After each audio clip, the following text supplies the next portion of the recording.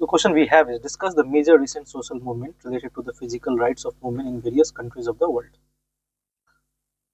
क्या है major recent social movement? तो इसके लिए हमें पेपर फॉलो करना पड़ेगा related to physical rights of women in various countries. Physical rights यानी कि आपको ये सेक्सुअल हरासमेंट, मी टू और उसी तरह के से डील करना पड़ेगा, जैसे एबॉर्शन यूएसए ने इसे मना कर दिया, तो उस तरह के बिल को देख सकते हैं। ऑफ द वर्ल्ड जैसे बोले तो इंडिया, इंक्लूडिंग इंडिया को हमें देखना पड़ेगा, और अरब कंट्री का भी देख सकते हैं, और यूएसए, फ्रांस, यूरो क्या कर रहे हैं। So in recent year social movement advocating for physical rights of women have gained momentum across the globe, addressing issues such as gender-based violence, reproductive rights, bodily autonomy, and systemic inequality. So this movement reflects women's struggle for control over their bodies, safety, and equality in both public and private spheres. So one of the most significant movement is the H Me Too movement, which began in the US in 2017 and spread globally. It highlighted widespread sexual harassment and assault, particularly in workplaces. So, by sharing personal stories, women across industries and countries called for accountability and justice for survivors of abuse. This movement resonated in countries like India, where high profile cases of sexual violence, such as Nirvya case, sparked national outrage and reforms in sexual assault laws. So, in Latin America, क्या है आपका नी यूना मेनोस, ये क्या है? Not one less, not one less. यह movement emerge in response to femicide. Femicide क्या होता है? महिला को जो बचपन में हत्या हो जाता है, बचपन गर्भ में, and gender based violence originating in Argentina. This movement has spread throughout the region, demanding strong laws, justice for victims and societal changes. तो ये क्या है? ऊना मेनोस, नी यूना मेनोस, नॉट वन लेस। ठीक है, तो दो मूवमेंट हो गया। To end violence against women. It also emphasized the right of women to live free from fear and violence, particularly in countries with a high rate of femicide like Mexico and Brazil. Now, reproductive rights movement को देखते हैं, have also gained prominence, particularly in countries like Ireland and Argentina, where women successfully fought for the legalization of abortion. In Poland, a large protest erupted after the government imposed stricter abortion laws, marking one of the most significant demonstrations for women's physical rights in Europe. So in Iran, women's rights movement has recently focused on protesting against mandatory hijab law and other forms of state-imposed restriction on women's bodies, especially after the death of Mahsa Amini. कौन है? Mahsa Amini. तो अगर news को follow करते रहते तो we can write a good answer in exam, symbolising the fight for bodily autonomy. ठीक है, अभी भी ईरान में ऐसा चल रहा है protest. So these movements highlight the global struggle for women's physical right, challenging patriarchal norms and advocating for legal and social reforms to ensure women's safety, autonomy and equality. Women's safety, autonomy and equality. Now दूसरा question जो हमारे पास है वो है critically examine the role of political parties in sustaining and stabilizing democracy in developing countries. Sustaining and stabilizing democracies in developing countries.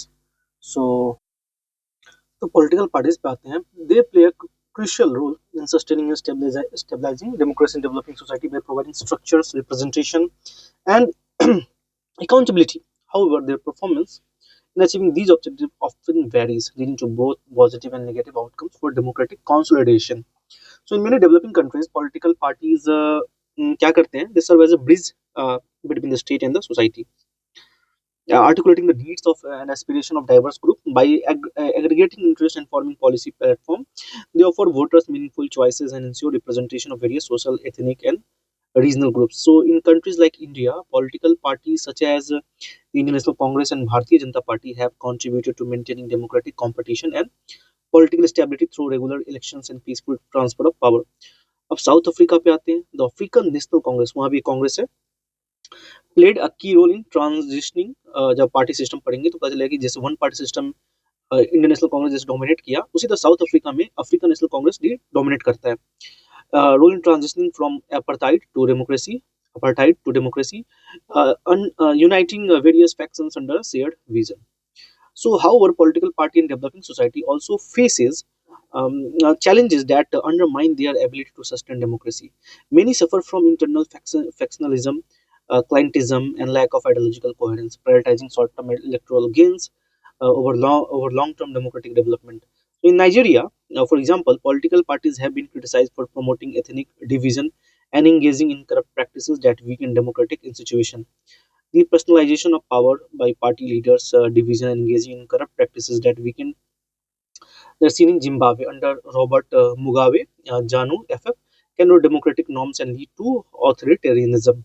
Moreover, weak party system often struggle to foster accountability, leading to political instability and disillusionment with democracy. In several Latin American and African nations, party fragmentation and rise of populist movement have created governance challenges and undermined public trust in democratic process. While political parties are essential for democratic stability in developing society, their effectiveness depends on their ability to balance representation, transparency, and internal coherence. When they fail to address these challenges, the democracy itself can become fragile. क्या बनता है? Fragile हो जाता है.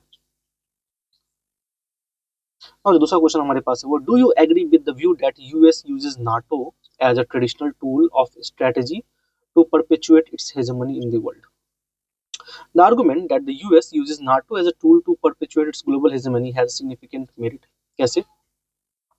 NATO established in 1949 का बनता है 1949 बनता है as a collective security organisation. इसमें एक आर्टिकल आपका 5 आता है जो बोलता है कलेक्टिव सिक्योरिटी कलेक्टिव रिस्पांसिबिलिटी. अगर एक पे भी अटैक होता है तो all will together attack on that country. ठीक है, इन डिफेंस ऑफ. ठीक है, तो कलेक्टिव सिक्योरिटी ऑर्गेनाइजेशन है was initially form to counter the Soviet Union influence in Europe. तो यूरोप में करने के लिए since the end of cold war however NATO mission and scope have expanded raising questions about its role in advancing US strategic interest. From realist perspective, NATO has been instrumental in allowing the US to maintain a dominant position in global geopolitics by ensuring a strong military presence in Europe through its leadership of NATO. The US exerts considerable influence over European security. The US controls key decisions in NATO, uh, which aligns with its broader foreign policy goals, such as containing Russian influence. This is NATO, not NATO. This is NATO. NATO. The US controls key decisions in NATO. And 1999 NATO intervention in Kosovo कहाँ होता है. देखिए अब इसका देखिए NATO से अगर question आता है तो हम लोग सबसे पहले इसका जो ऑपरेशन उसको देख लेंगे. कोसोवो हो गया, फिर आपका 2011 में मिलिट्री इंटरवेंशन कहाँ कर रहा है ये लीबिया में किया, लीबिया में हुआ. जैसे कि such as containing Russian influence. तो यहाँ देखिए कोसोवो 2011 में military intervention Libya. Both illustrates how NATO was utilized to project Western, particularly American military power under the guise of collective security. तो ये काम तो कर रहा है अमेरिका के लिए ही, अमेरिका का यहाँ डोमिनेंट रोल है. Further the expansion of NATO post 1990 in eastern Europe. ठीक है, अभी क्या करेंगे यूरोप में बढ़ाते जा रहे हैं. उसी की वजह से अभी का जो यूक्रेन और रसिया वार है ये result of this expansion of NATO. ठीक है, despite assurance made to Russia, it's often viewed as a strategy to consolidate American influence in the region. ठीक है, it's often viewed as a strategy to consolidate American influence in the region by incorporating former Warsaw Pact countries. NATO has expanded a US strategic reach, directly affecting the balance of power in कहाँ पे Europe में and beyond. This has fueled tension with Russia, particularly evident in the Ukraine crisis. देखिए यहाँ पे आया. Where NATO support for Kyiv serves US interest in countering Russian aggression. On the other hand, critics argue that NATO existence is justified as a multilateral institution dedicated to collective defense rather than serving purely American interest. लेकिन देखा जाए तो America का interest और किसी को कुछ problem नहीं है. So European allies also benefit from NATO protection and many NATO operations are conducted with consensus, reflecting the shared security concern of member states. Additionally, post 9/11, NATO supported US effort in Afghanistan, demonstrating the alliance evolving global security alone role. ठीक है, so hence while NATO serves as the interest of all its members, it undeniably enhances US hegemony by securing its strategic and military influence across Europe and increasingly other parts of the world. तो ये रहा NATO के बारे में.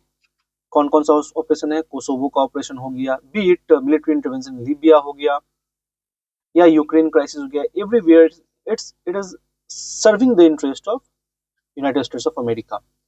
So, do we agree? Yes, we agree, but we not right agree. Yes, Do you agree with the view that the US uses NATO as a traditional tool to establish to perpetuate its hegemony in the world? Yes, correctly. They are maintaining their hegemony through the NATO. तो यहाँ तक जाएगा hence NATO serves the interest of all its member and is undeniably enhances US hegemony. Undeniably मतलब कि इस बात से हम लोग मुंह मोड़ नहीं सकते हैं, undeny नहीं कर सकते हैं कि yes enhances the US hegemony by securing a strategic and military influence across the Europe and increasingly other parts of the world. ये अपना reach dominance बढ़ा ही रहा है.